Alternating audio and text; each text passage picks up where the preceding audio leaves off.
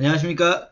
1월 27일 목요일 와플터치입니다. 오늘 본문은 이사야 49장 18절부터 26절까지입니다. 오늘 본문 계속해서 이스라엘을 의인화해서 마치 사람에게 말하듯이 하나님께서 이 회복될 이스라엘에게 하시는 말씀이 나오는데요. 이스라엘이라는 나라가 지금 폐허가 되어 있는 상황 속에서 하나님의 말씀은 너를 회복시켜 주겠다라는 예언이죠. 계속 거의 대동소이한 내용이 이어지는데 오늘 본문 속에서는 이스라엘이 놀라는 모습이 등장해요. 왜냐하면 우리가 생각할 때 일반적으로 어느 지역에 사람들이 몰려온다라고 하면 그 지역에 먼저 인프라가 갖춰지는 거죠. 신도시가 생긴다든지 거기가 살기 좋은 곳이 되면 사람들이 그곳으로 자연스럽게 이렇게 몰려오는 거잖아요. 그런데 오늘 본문 속에서 드러나는 이스라엘의 회복, 특히 이스라엘 인구의 회복입니다. 이스라엘 백성들의 숫자의 회복은요, 이렇게 표현되어 있어요. 이스라엘은 여전히 황폐화된 땅인데, 황폐화된 땅이기 때문에 아무도 살지 않는 것이 자연스럽고, 이스라엘 스스로도 그걸 당연하게 여기고 있어요. 그런데 하나님께서 깃발을 든다. 이 표현은 우리식으로 표현하면, 하나님께서 요이 땅 하면, 깃발이 딱 세워지면 갑자기 준비했다는 듯이, 여기저기서 이스라엘 사람들을 데리고, 이 나라 저 나라의 왕들과 이 귀인들이 이스라엘 백성들을 여기로 보낼 거라는 거예요. 마치 준비한 것처럼. 그러니까 인프라가 갖춰져 있어서 사람들이 자연스럽게 모이는 게 아니라 완전히 황폐화된 곳에 사람들이 갑자기 몰려온다는 거죠. 그러면서 여기서 이제 이렇게 모인 사람들이 어떤 이야기까지 하냐면, 야, 여기 너무 좁은 거 아니야? 여기 더 넓혀야겠어? 확장해야겠어? 이런 이야기를 한다는 거예요.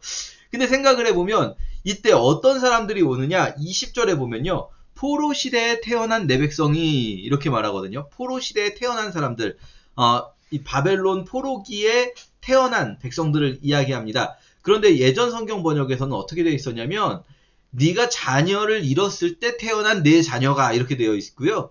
또 사실 원문에는 어떻게 되어 있냐면, 네가 네 자녀가 죽었을 때, 네가 상중에 있을 때 태어난 내 자녀가 이렇게 되어 있어요.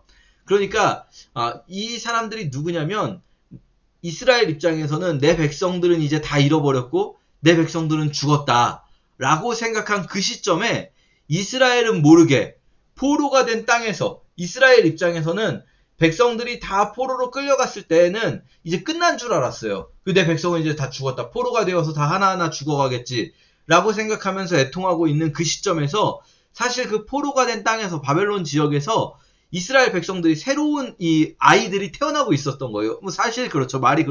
이게 맞는 말이죠. 실제로 그 아이들이 태어나고 있었던 거예요. 그곳에서.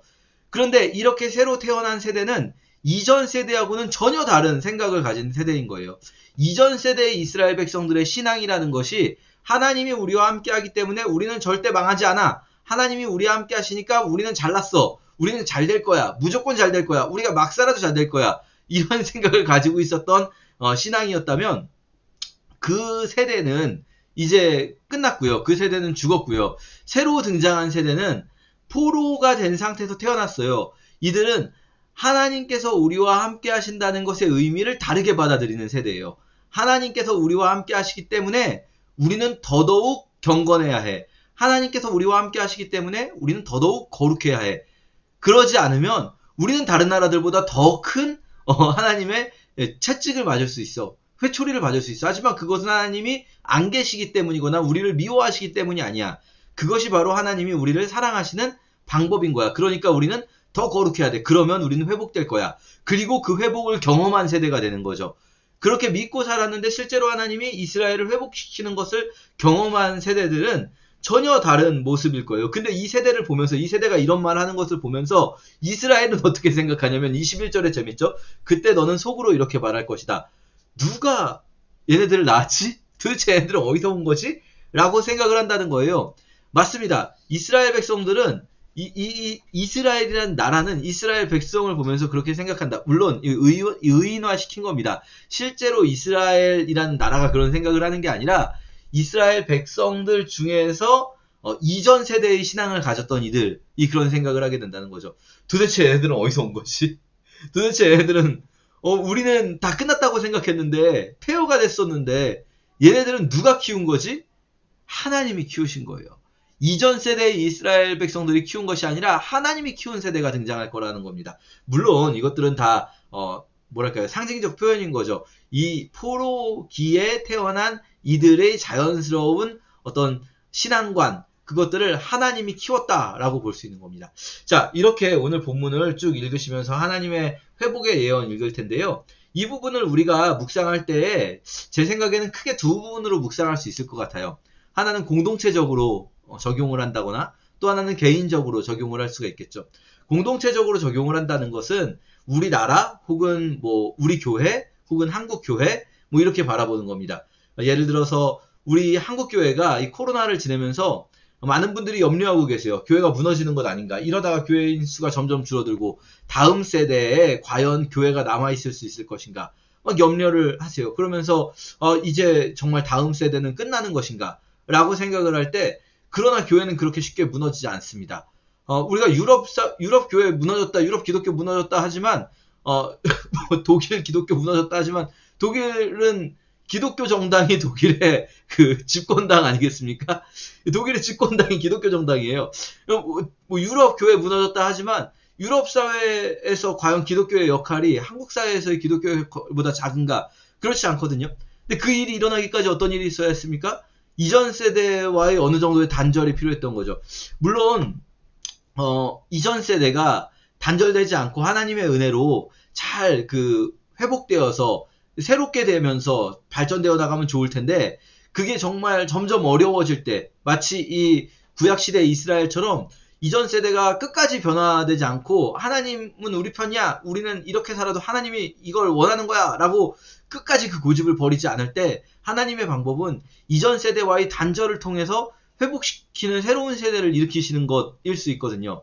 코로나가 지나고 우리는 막 교회 무너졌다라고 생각하고 있을 때 새로운 세대가 등장할 수도 있습니다. 우리 그런 소망을, 하나님이 지금 그런 일을 하고 있을지도 모른다, 이런 소망을 품을 수도 있는 거죠. 물론 또 우리 모릅니다. 하나님이 가급적이면 지금 있는 세대들을 조금씩 변화시켜서 이 새로운 어떤 시대에 계속 이어갈 수 있게 해주시는 것도 또한 하나님의 은혜겠죠. 하나님의 방법을 우리가 이래라 저래라 할 수 있는 것도 아니죠. 그러나 우리는 어쨌든 지금 우리에게 적용한다면, 공동체적으로 볼 때 그럼 우리 공동체가 해야 될 일은 무엇일까?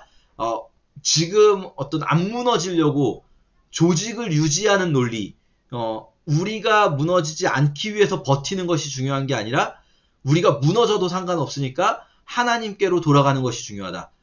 이게 중요합니다.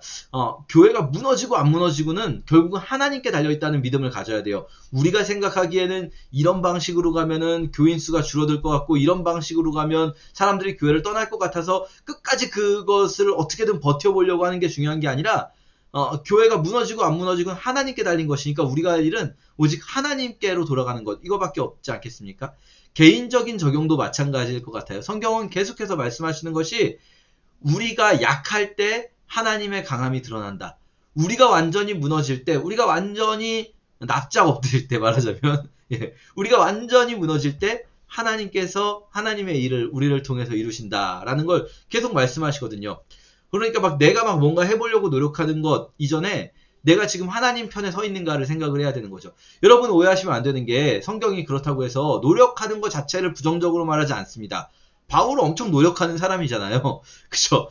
이 노력하는 것 자체가 나쁘다는 것이 아니라 하나님의 방법으로 노력을 해야 되는데, 하나님의 방법이 아니란 건 알겠어요. 하나님 방법을 떠나 있는 건 알겠어요. 그런데 지금 뭔가 조금만 더 노력하면 뭐가 될 것 같거든요. 지금 조금만 더 노력하면 될 것 같고, 아니면 지금 이거 노력하지 않으면 완전 망할 것 같아요. 그러니까 하나님의 방법이 아니란 건 알겠는데도 이거 안 하면 큰일 날 것 같거나 이거 조금만 더 하면 잘 될 것 같은 일들이 있을 때 우리 이거 놓기가 되게 어려워요. 근데 그럴 때 내가 완전히 무너지는 것, 내가 정말 다 내려놓고 내가 약해지는 것이 필요해요. 내가 약해지고 내가 황폐해졌을 때 내 생각에는 도대체 얘네들은 어디서 왔지 싶은 일들이 벌어진다는 거죠. 내가 이거 한 일이 아닌데, 내가 노력한 게 아닌데 하나님께서 하셨구나라고 밖에 말할 수 없는 것들. 그래서 이 26절, 오늘의 마지막 절에 온 인류가 나를 보면서 내 주변 사람들이, 또는 우리 공동체를 보면서 모든 사람들이 여호와 하나님이 우리를 구원하시는 분이라는 것, 나만이 아니라 온 세상을 구원하시는 하나님이라는 것, 것을 우리의 삶을 통해 보여주게 된다는 것 우리가 기억했으면 좋겠습니다. 감사합니다.